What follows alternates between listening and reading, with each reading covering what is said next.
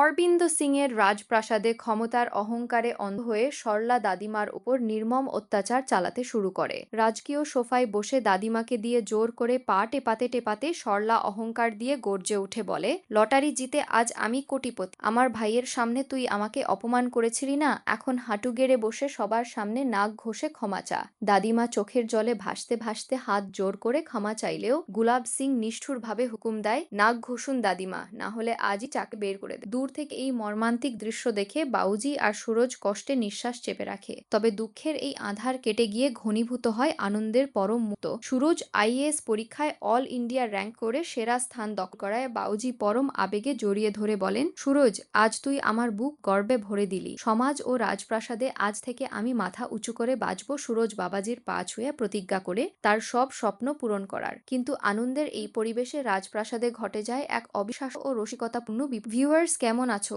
সবাই? তোমাদের জন্য নিয়ে আসলাম ব্রহ্মচারী স্বামী ভিডিও। ভালো লেগে থাকলে লাইক ও একটি কমেন্ট করে দিবে। পর্বের শুরুতে আমরা দেখতে পাই পূরণ বাবু ভুল করে উৎসবের জন্য ভাং মেশানো গুজিয়া নিয়ে এলে। সেই মিষ্টি খেয়ে তাইমা, অদিতি ও পরিবারের সবাই ড্রয়িং রুমে বেহুশ হয়ে ঢলে পড়ে। ঘরে ঢুকে সবাইকে বেহুশ দেখে বান্টি আতঙ্কে চিৎকার করে উঠে বলে, সুরজ ভাইয়া, হালুই ভুল করে ভাঙের মিষ্টি পাঠিয়েছে, সবাই ওটা খেয়ে অজ্ঞান। আর কিছুক্ষণ পরেই তো গুলাব সিং বরপক্ষ নিয়ে পৌঁছাবে। বরপক্ষ আসার মুখে এই অবস্থা দেখে সুরজ ও বান্টি নানা রকম নোংরা মোজা ও জুতোর গন্ধ শুকিয়ে সবাইকে জাগানোর চেষ্টা করে। শেষমেশ কোনো উপায় না পেয়ে সুরজ গলা ফাটিয়ে মিথ্যা চিৎকার করে উঠে বলে, ওয়াও, ওয়াশিং মেশিন পাওয়া গেছে, গয়না ভরা ওয়াশিং মেশিন ফিরে এসেছে। ওয়াশিং মেশিন শব্দটা শুনতেই তাইমা ও পরিবারের সবাই ভড়কে গিয়ে ধরফড়িয়ে চোখ মেলে জেগে ওঠে। তবে পরে জানতে পারে সবাইকে হাগা নেয়ার জন্য সুরজ এই অভিনব চাল চেলেছিল। কাহিনীর পরের দৃশ্যে গুলাব সিং আর ছেলেপক্ষ ঘরে পা রাখতেই পরিবেশ আবার বিষিয়ে ওঠে। সরলা মেহমানদের আপ্যায়নে পান মশলার থালা সাজিয়ে আনতেই হঠাৎ বাইরে থেকে এক অচেনা লোক এসে সোজাসুজি দাদিমার মুখে থুতু ছিটিয়ে দিয়ে পালিয়ে যায়। দাদিমা অপমানে ও রাগে থরথর করে কেঁপে উঠে গর্জে বলেন,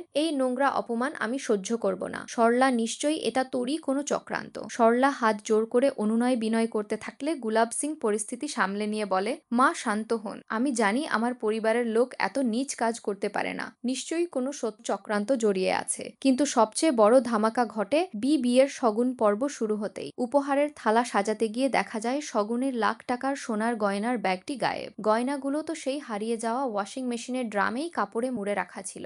গয়না না পেয়ে সরলা মাথায় হাত দিয়ে অঝোর ধারায় কাঁদতে কাঁদতে বলে, হে ভগবান, গয়না ছাড়া যে এখন বিয়ের শগুন দেওয়াই সম্ভব নয়, কাব্যের বিয়ে ভেঙে যাবে। ঠিক সেই মুহূর্তে সুরজ চরম সাহসে সরলার পাশে এসে দাঁড়ায় এবং দৃঢ় কণ্ঠে অভয় দিয়ে বলে, মা, আপনি একটুও ঘাবড়াবেন না, বান্টিকে নিয়ে আমি শহরের কাবাডি গুদামে যাচ্ছি। যে কোনো মূল্যে বিয়ের শগুনের গয়না উদ্ধার করে এনেই আমরা ছাড়বো। আর সুরজের এই রুদ্ধশ্বাসধার অভিযানের আহ্বানেই পর্বটি শেষ হয়। অরবিন্দ সিং এর রাজপ্রাসাদে সুরজের সুপ্ত ভালোবাসা প্রকাশ করার জন্য শুরু হয় এক অদ্ভুত নাটকীয় মোড়। সুরজ নিজের মনকে হাজারো বোঝানোর চেষ্টা করে, বিড়বিড় করে বলতে থাকে, আমি কিভাবে ইসাজির প্রেমে পড়তে পারি? এই গোলাপি চোখ, মিষ্টি হাসি আর নুপুরের ছন্দের মায়া একজন ব্রহ্মচারীকে মানায় না। আমি কোনো আজে বাজে ভালোবাসার বাঁধনে জড়াতে চাই। কিন্তু তখনই ঘরের ভেতরে ঢুকে বন্ধু গুন্ডার মতো হুঙ্কার দিয়ে সুরজের কলার চেপে ধরে বলে, তুই ঝগড়া আর লড়াই করা ছাড়া আর কিছুই জানিস না সুরজ। তুই নিজেকে যাই ভাবিস না কেন, তুই কোনোভাবেই ঈশার যোগ্য নয়। তাই আজই ঈশাকে আমি আমার সাথে নিয়ে চলে যাচ্ছি। কথাটা শোনা মাত্রই সুরজের চোখ রাগে লাল হয়ে ওঠে এবং চিৎকার করে আক্রমণ করতে গেলে বন্ধু হঠাৎ হাসি মুখে সুরজকে শান্ত করে আসল সত্য প্রকাশ করে দেয়। বন্ধু ভালোবেসে হাত ধরে বলে, তুই রেগে যাচ্ছিস কেন সুরজ? আমি ঈশাকে তোর থেকে কেড়ে নিতে আসি। অরবিন্দ চাচা আর আমি মিলে এই মাস্টার প্ল্যান বানিয়েছিলাম যাতে তোকে ঈর্ষান্বিত করে তোকে বোঝানো যায় ঈশাকে আগলে রাখার আর ভালোবাসার একমাত্র যোগ্য তুই নিজেই। বন্ধু সুরজের বুকে হাত দিয়ে আবেগঘন কণ্ঠে প্রশ্ন তোলে, তুই ঈশার বিদায়ের দিন ছিলি কেন? যখন আমি ঈশাকে নিয়ে যাওয়ার কথা বললাম, তোর বুকটা এক সেকেন্ডের জন্য কেঁপে উঠেছিল কেন? কতদিন নিজেকে মিথ্যে বলবি সুরজ? শোন, তোর হৃদয়ের গভীরে ভালোবাসার যে মন্দির থেকে ঘন্টা বাজছে, সেই ঘন্টার আওয়াজ শোন। টিকটক করে সময় চলে যাচ্ছে। ঈশা চলে যাওয়ার আগেই তোর ভালোবাসার কথা স্বীকার কর। অন্যদিকের ঘরে ঈশা নিজের ঘরের দেওয়ালে সুরজের নাম আর ক্যালেন্ডারের তারিখগুলোর দিকে তাকিয়ে গভীর চিন্তায় ডুবে যায়। ঈশা জানালার পাশে দাঁড়িয়ে নিজের মনকে প্রশ্ন করে, সুরজজি কি সত্যিই চান আমি এই ঘর ছেড়ে চলে যাই, নাকি ওনার অন্তরের গভীরে আমার প্রতি কোনো ভালোবাসা লুকিয়ে আছে? ঠিক তখনই সুরজ নীরবতা ভেঙে ঈশার সামনে এসে দাঁড়ায় এবং ঈশার চোখের দিকে তাকিয়ে এক বিশেষ রাজকীয় উপহার তুলে দেয়। সুরজ ঈশাকে বলে, ঈশাজি, আপনার গন্তব্য অনেক দূরে।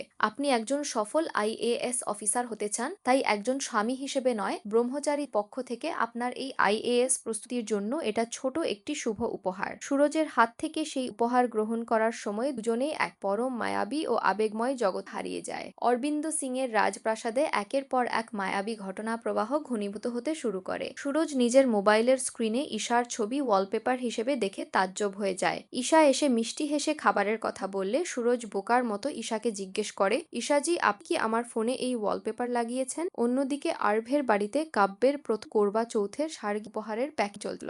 আর্ভ অত্যন্ত আনন্দে কাব্যের জন্য এক সোনার চেন থালায় সাজিয়ে পাঠাতে চাইলে দিদিমা সাথে সাথে তাকে থামিয়ে কড়া গলায় বলেন, বিয়ের আগে শ্বশুর বাড়ি থেকে কোনো সোনার গয়না পাঠানো হবে না। করবা চৌথের রীতিনীতি অনুযায়ী শুধু শুকনো ফল আর মিছরি যাবে। যদি কোনো কারণে গয়না হারিয়ে যায় বা সম্পর্ক ভেঙে যায় তবে কিছুই আর ফেরত পাওয়া যাবে না। চেনটি এখনই লকারে রেখে দাও। দিদিমার এই কড়া হুকুমে আর্ভ কিছুটা মন খারাপ করলেও মনে মনে কাব্যের সাথে দেখা করার প্রহর গুনতে থাকে। ভোর 4টে বাজতেই কাব্যের মোবাইলে আর্ভের করবা চৌথের শুভকামনার মেসেজ এসে ওঠে। ঈশা কাব্যকে আনন্দে উদ্বেলিত দেখে কাছে এসে বলে, আজ তোর জীবনের প্রথম করবা চৌথ, চল আমরা দুজনে মিলে সার্গির জন্য প্রস্তুত হই। ঈশা নিজের প্রথম এবং সম্ভবত শেষ করবা চৌথের উপবাস নিয়ে কিছুটা বিষাদগ্রস্ত হলেও কাব্যে ঈশাকে শক্ত করে জড়িয়ে ধরে সাহস যোগায়। কিন্তু ঠিক তখনই সুরজ ঘরে ঢুকতেই এক অদ্ভুত কাণ্ড ঘটে যায়। সুরজকে ভুল করে জড়িয়ে ধরার এক মায়াবী অনুভূতির পর সুরজ বুঁদ হয়ে বিবির করে বলতে থাকে, আমি কি কোনো স্বপ্ন দেখছিলাম? ঈশাজিকে জড়িয়ে ধরতেই আমার বুকের গভীরে ভালোবাসার যে মন্দির রয়েছে সেখান থেকে আবারও সেই মিষ্টি ঘণ্টার আওয়াজ বাজতে শুরু করলো। কাহিনীর শেষ দৃশ্যে সূর্য ওঠার আগেই রাজপ্রাসাদের পুরো পরিবার সার্গের জন্য ড্রয়িংরুমে একত্রিত হয়। তাইমা গম্ভীর গলায় কাব্য ও পরিবারের সবাইকে বুঝিয়ে বলেন, আজ করবা চৌথের কঠিন উপবাস। সার্গির খাবার খাওয়ার পর সারাদিন নির্জলা উপবাস পালন করতে হবে। চাঁদ ওঠার আগে জল বা খাবার কি পাওয়া যাবে না। পরিবারের সবাই উপবাসের আয়োজনে ব্যস্ত। তখন কাব্যের এই ভালোবাসার শুভ রূপ দেখে চারদিকের পরিবেশ পরম আনন্দে ভরেও। কিন্তু সুরজের বুকের ভালোবাসার ঘণ্টা আর ঈশার এই প্রথম করবা চৌথের উপবাস কোন নতুন রূপ নেবে তা নিয়েই পর্বটি শেষ হয়। অরবিন্দ সিং এর প্রাসাদের অন্দরমহলে সুরজের বুকের ভেতরের লুকিয়ে রাখা আবেগ সামনে আনার জন্য শুরু হয় এক অভাবনীয় টানটান নাটকীয়তা। সুরজ নিজের উথলে ওঠা মনকে কিছুতেই কাবু করতে না পেরে বিড়বিড় করে বলতে থাকে, আমি কিভাবে ঈশাজির অনুরাগে নিজেকে সঁপে দিতে পারি? ওনার এই মায়াবী দৃষ্টি, মোহিত করা রাজকীয় হাসি আর নুপুরের ছন্দের আকুলতা তো কোনো ব্রহ্মচারীর সঙ্গে খাপ খায় না। সংসারের এই ভালোবাসার চক্রান্তে আমি কিছুতেই পা দেব না। কিন্তু ঠিক সেই মুহূর্তেই ঘরে প্রবেশ করে বন্ধু গুন্ডাদের মতো হুঙ্কার ছেড়ে সুরজের জামার কলার শক্ত করে চেপে ধরে বলে, তুই তো শুধু রাগ আর জেদ দেখাতেই পারিস সুরজ। তুই নিজেকে যতই বড় মনে করিস না কেন, ঈশার মনের সঙ্গী হওয়ার ন্যূনতম যোগ্যতা তোর নেই। তাই আজই ঈশাকে আমি এই বাড়ি থেকে আমার সাথে নিয়ে যাব। বন্ধুর মুখে এই কথা শোনা মাত্রই সুরজের হিংস্র রূপ বেরিয়ে আসে এবং সে রাগে অন্ধ হয়ে বন্ধুকে মারতে উদ্যত হলে বন্ধু হেসে উঠে সুরজকে জড়িয়ে ধরে আসল সত্যিটা সামনে নিয়ে আসে। বন্ধু পরম মমতায় সুরজের হাত ধরে বলে, তুই এত উত্তেজিত হচ্ছিস কেন সুরজ? ঈশাকে তোর থেকে দূরে সরিয়ে দেওয়া আমার লক্ষ্য নয়। অরবিন্দ কাকা আর আমি মিলে এই পুরোটাই সাজিয়েছিলাম যাতে তোর বুকের ভেতরটা একটু হিংসায় জ্বলে ওঠে আর তুই বুঝতে পারিস ঈশাকে সারা জীবনের মতো ভালোবাসার একমাত্র অধিকার কেবল তোরই আছে। বন্ধু এবার সুরজের ছাতি স্পর্শ করে আবেগ চেপে রেখে প্রশ্ন করে, তুই ঈশার বিদায়ের তারিখগুলো ক্যালেন্ডারে গুনে চলছিলি কেন? যখনই আমি ঈশাকে নিয়ে যাওয়ার ভয় দেখালাম তোর বুকটা এভাবে আতকে উঠলো কেন? আর কতদিন নিজের অনুভূতির কাছে মিথ্যে বলবি? শোন, তোর বুকের গভীরে অনুরাগের যে ঘণ্টা বেজে চলেছে সেই ডাক এবার শোন। সময় নদীর স্রোতের মতো বয়ে যাচ্ছে। ঈশা চিরতরে হারিয়ে যাওয়ার আগেই নিজের মনের গোপন ভালোবাসার কথা বলে দে। অন্যদিকে ঈশা নিজের ঘরের একান্তে দাঁড়িয়ে দেওয়াল চিত্রে সুরজের নাম আর ক্যালেন্ডারের কেটে দেওয়া দিনগুলোর দিকে তাকিয়ে এক অজানা আশঙ্কায় ডুবে থাকে।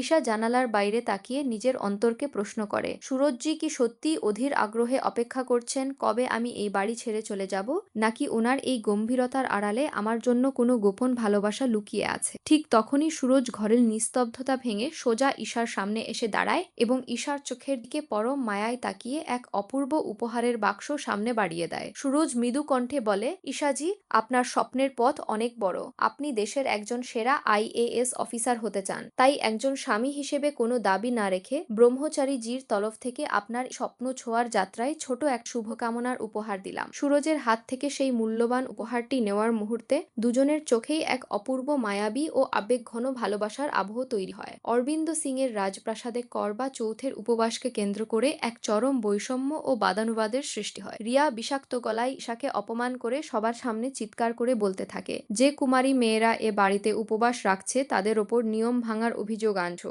আর ঈশা ভাবি কি করে উপবাস রাখে? আর মাত্র 4 দিন পরেই তো ডিভোর্সের কাগজ জমা হয়ে যাবে। যে সম্পর্ক 4 দিন পর শেষ হয়ে যাবে, যে আর এ বাড়ির বিবাহিত নারীই থাকবে না, সে কার দীর্ঘায়ুর জন্য সার্গির খাবার খেয়ে উপবাস রাখবে? রিয়ার এই বিষাক্ত ত্যাগে সবাই স্তব্ধ হয়ে গেলে অরবিন্দ সিং শক্ত গলায় ঈশার পক্ষে দাঁড়িয়ে বাধা দিয়ে বলেন, ডিভোর্স এখনো শেষ হয়নি। যতদিন ঈশা সুরজের আইনি স্ত্রী, ততদিন ঈশার অধিকার আছে স্বামীর দীর্ঘায়ুর জন্য এই করবা চৌথের উপবাস পালন করার। কিন্তু ঈশা নিজের কষ্ট চেপে পরম শান্তিতে বলে, না বাউজি, আমার নিজের আনন্দের জন্য অন্য কাউকে কষ্ট দেওয়ার কোনো দরকার নেই। আমি এই লোক দেখানো প্রথা আর শপথে বিশ্বাস করি না। অন্যদিকে আরব পরম ভালোবাসায় কাব্যের সাথে দেখা করতে এসে রাজপ্রাসাদে সার্গির পরিবেশ গড়ে তোলে। কাব্যাকে পরম আদরে চা আর মিষ্টি খাইয়ে দিয়ে আরব মৃদু হেসে ফিস করে বলে, কাব্যা, ভালোবাসা সত্যি মানুষকে বদলে দেয়। সারাদিন ক্ষুধার্ত থাকা সহজ কথা নয়, কিন্তু আজ তোমার জন্য আমিও সারাদিন নির্জলা উপবাস রাখবো এবং রাতে চাঁদ দেখার পর তোমার হাত দিয়েই উপবাস ভাঙব।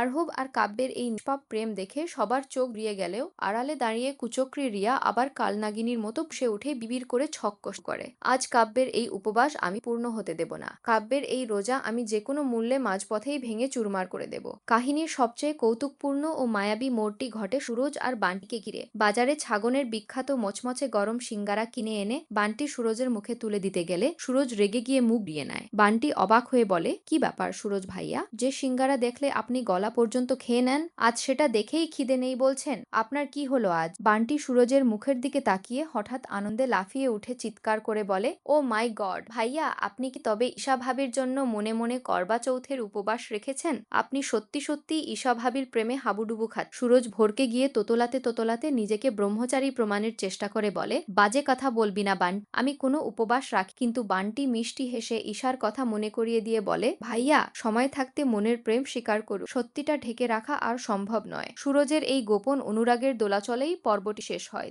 অরবিন্দ সিংয়ের রাজপ্রাসাদে করবা চৌথের ব্রত ও বিশ্বাসের এক পরম আধ্যাত্মিক আবহ ঘনীভূত হতে শুরু করে। পরিবারের প্রবীণরা পরম স্নেহে ঈশাকে বুঝিয়ে বলতে থাকেন, করবা চৌথের এই উপবাস কেবল সাধারণ কোনো ব্রত নয়। কোনো নারী যদি পরম ভালোবাসায় 16টি অলঙ্কারে 16 সিঙ্গার নিজেকে সাজিয়ে স্বামীর দীর্ঘায়ু ও মঙ্গলের জন্য নির্জলা উপবাস রাখে, তবে তার মুখের তেজ স্বর্গের মায়ায় চকচক করে ওঠে।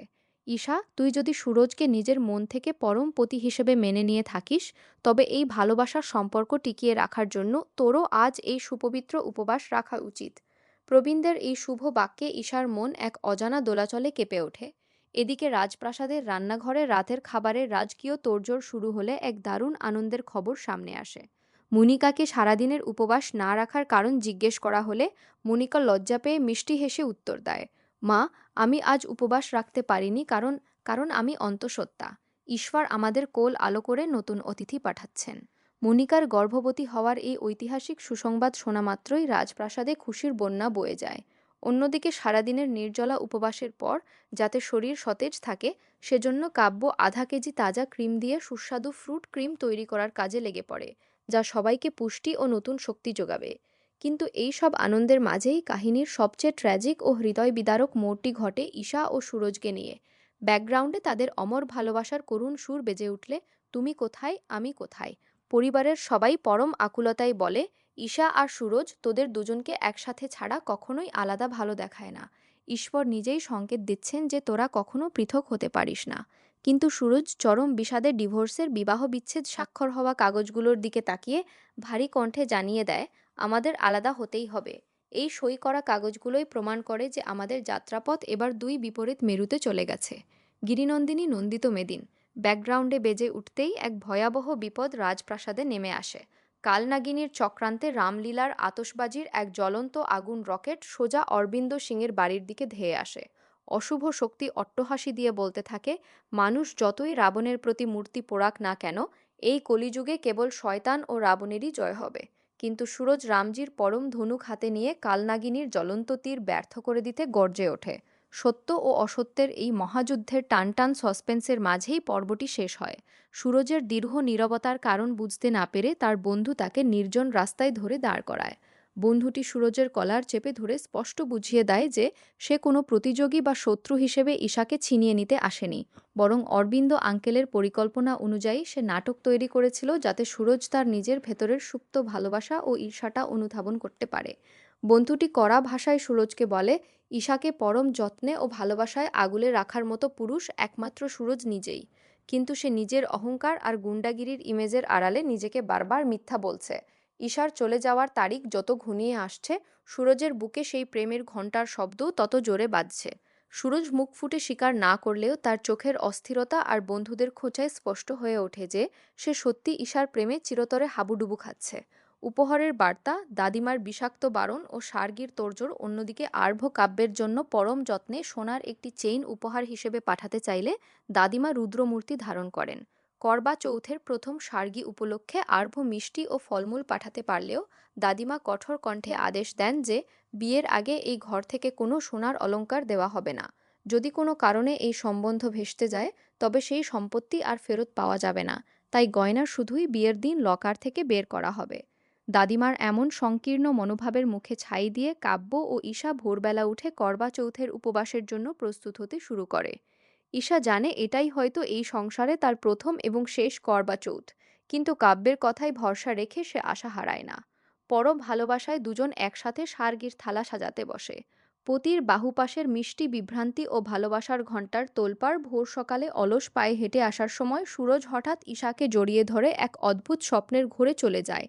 ঈশার স্পর্শ পেতেই সুরজের ভেতরে ফের বেজে ওঠে সেই রোমান্টিক ঘণ্টার মিষ্টি শব্দ। সুরজ থতমত খেয়ে নিজেকে সামলে নিয়ে গাম্ভীর্য দেখানোর চেষ্টা করলেও ঈশা তারা চোখের ভাষা পড়ে ফেলে এবং মানে মানে প্রার্থনা করে যেন সুরজের এই মানেরা সুপ্ত অনুভূতি শেষে পর্যন্ত সত্যি হয়ে ওঠে। রান্নাঘরের আর সামনে আশা বাঁধানুতা বসাতা তাইমারার সাথে ঈশারা ধাক্কা লাগলে সেখানে মিষ্টি এক পরিবেশের সৃষ্টি হয়। তাইমা সহ পরিবারেরা সবাই বুঝতে পারে যে দিনটি অত্যন্ত পবিত্র এবং শুভ। তাইমারা কাঠিন্য শাসন ও তালাকের বিষাক্ত চাবুক আউটরো। সবাই যখন সার্গি খাওয়ার জন্য এক টেবিলে জড়ো হচ্ছিল, ঠিক তখনই তাইমা সেখানে এক বিশাল বিস্ফোরক পরিস্থিতি তৈরি করেন। অবিবাহিত কাব্য যখন নিজের ভবিষ্যৎ স্বামীর জন্য উপবাস রাখার ইচ্ছা প্রকাশ করে, তাইমা তাকে কড়া ভাষায় থামিয়ে দিয়ে বলেন যে কুমারী মেয়েদের এই ব্রত রাখার কোনো সামাজিক নিয়ম নেই। কিন্তু ঘটনার মোড় আরও করুণ হয়ে ওঠে যখন তাইমা সরাসরি ঈশার হাত থেকে স্বর্গের থালা কেড়ে নেন। তাইমা নিষ্ঠুর গলায় মনে করিয়ে দেন যে তালাকের আইনি কাগজে সুরজ আর ঈশা দুজনেই সই করে দিয়েছে এবং আর মাত্র 4 দিন পর ঈশা এই বাড়ির কোনো বিবাহিত নারী বা বৌমা হিসেবে গণ্য হবে না। তাইমার এই চরম অপমানের পর বিষাদ ও শ্রদ্ধার দ্বন্দ্বে ভেসে যায় ঈশার চোখ, আর পুরো ড্রয়িং রুমে নেমে আসে এক ভারী নীরবতা। রান্নাঘরের এক কোণে প্লেট ভর্তি গরম সমোসা দেখেও সুরজ যখন তা খেতে একেবারে অস্বীকার করে, তখন তার বন্ধু বান্টি অবাক হয়ে চোখ কপালে তোলে। খাবারের চরম ভক্ত সুরজ আজ সমস্যার দিকে ফিরেও তাকাচ্ছে না দেখে বান্টি দুষ্টুমি করে তার দিকে তাকাতেই সুরজ অস্বস্তিতে মুখ ঘুরিয়ে নেয়। বান্টি মুচকি হেসে বলে ওঠে, সুরজ ভাই, নিজেকে ব্রহ্মচারী দাবি করে নিজের সাথে মিছে ছলনা করা বন্ধ করো। মুখে যতই অস্বীকার করো না কেন, তুমি যে মনে মনে ঈশার দীর্ঘায়ু আর প্রেমের জন্য করবা চৌথের উপবাস রেখেছ, তা তোমার এই ক্ষুধার্ত আর মিষ্টি চেহারাটাই স্পষ্ট বলে দিচ্ছে। সুরজ তোতমতো খেয়ে নিজের রাগ ঢাকতে বন্ধুকে ধমক দিয়ে ঘর থেকে বেরিয়ে যায়, কিন্তু তার অন্তরের ছটফটানি স্পষ্ট করে দেয় যে সে সত্যি ঈশাকে ভালোবেসে ফেলেছে। শোল আনা সাজ ও তাইমার নতুন দৃষ্টিভঙ্গি। অন্যদিকে শোলটি অলঙ্কারে সেজে ঈশা যখন শুভ্র আলোর মতো ঘরের মাঝে এসে দাঁড়ায়, তখন তার রূপ দেখে সবাই স্তব্ধ হয়ে যায়। তাইমা পরম স্নেহে ঈশার দিকে তাকিয়ে বলেন যে কোনো নারী যদি খাঁটি মন থেকে তার স্বামীর জন্য এই পবিত্র ব্রত রাখে, তবে তার রূপের দ্যুতি এমনিতেই কয়েক গুণ বেড়ে যায়। তাইমা ঈশাকে মনে করিয়ে দেন যে সম্পর্ক রক্ষা করতে হলে অন্তরের টান আর ত্যাগের প্রয়োজন হয়, আর ঈশার এই অটুট বিশ্বাসই প্রমাণ করে সে সুরজকে কতটা ভালোবাসে। ঠিক সেই মুহূর্তে মনিকা গর্ভাবস্থার ছুতো তুলে নিজের উপবাস না রাখার সাফাই দিয়ে সবার মিষ্টি তৈরির ভার ঈশা ও কাব্যের ওপর চাপিয়ে দেয়। ফ্রুট ক্রিমের তোড়জোড় ও হৃদয়ের আকুতি। সারাটা দিন নির্জলা উপবাস কাটানোর পর ব্রত ভাঙ্গার জন্য ঈশা ও কাব্যে পরম মমতায় আধ কেজি ক্রিম দিয়ে সুস্বাদু ফ্রুট ক্রিম তৈরিতে লেগে পড়ে, যাতে উপবাসের পর সবাই সঠিক পুষ্টি আর শক্তি পায়। সেখানে আসা পরিবারের অন্য সদস্যরা ঈশা ও সুরজের জোড়াকে ঈশ্বরের নিজের হাতে গড়া সেরা জুটি বলে প্রশংসা করে। তারা সুরজ ও ঈশাকে বোঝানোর চেষ্টা করে যে করবা চৌথের এই শুভ দিনই সংকেত দিচ্ছে তারা দুজন একে অপরের থেকে কখনো আলাদা হতে পারে না, কারণ তাদের এই প্রেমের বন্ধন স্বয়ং ঈশ্বর নিজের হাতে বুনেছেন। বিচ্ছেদের দলিল ও রাক্ষসী চালের বিষাক্ত ছায়া আউটরো, কিন্তু ঠিক সেই পরম মুহূর্তেই পরম ভালোবাসার গায়ে বিষাক্ত চাবুক হয়ে আঘাত হানে আইনি বিচ্ছেদের সেই সাদা কাগজপত্র। সুরজ ও ঈশার সই করা 4 দিনের মেয়াদি ডিভোর্সের কাগজটি সামনে এনে কুচক্রীরা উল্লাসে মেতে ওঠে। বাইরের উৎসবের বাজি আর জ্বলন্ত রকেটের আলোর মাঝে দাঁড়িয়ে তারা উপহাস করে বলতে থাকে যে কলিযুগে রামের সত্যের জয় নয়, বরং চক্রান্তকারী রাবণেরই জয় হতে চলেছে। বিচ্ছেদের এই কালো কাগজের সামনে দাঁড়িয়ে সুরজ ও ঈশার চার চোখের আকুল চাওয়ায় জমে ওঠে পর্বের চরম রুদ্ধশ্বাস মুহূর্ত। তো বন্ধুরা, মনিকার গর্ভবতী হওয়ার সুসংবাদ, ঈশা সুরজের ডিভোর্সের কাগজ নিয়ে করুণ বিষাদ, আর রাজপ্রাসাদে জ্বলন্ত রকেটের আক্রমণের এই মেগা পর্বটি তোমাদের কেমন লেগেছে? সুরজ কি পারবে রামজির তীরের মতো বীরত্ব দেখিয়ে কালনাগিনীর হাত থেকে ঈশা ও পরিবারকে রক্ষা করতে?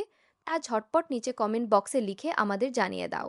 আজকের এই হাই ভোল্টেজ ও সাসপেন্সে ভরা মেগা আপডেটটি ভালো লেগে থাকলে অবশ্যই ভিডিওতে একটি বড় লাইক দাও।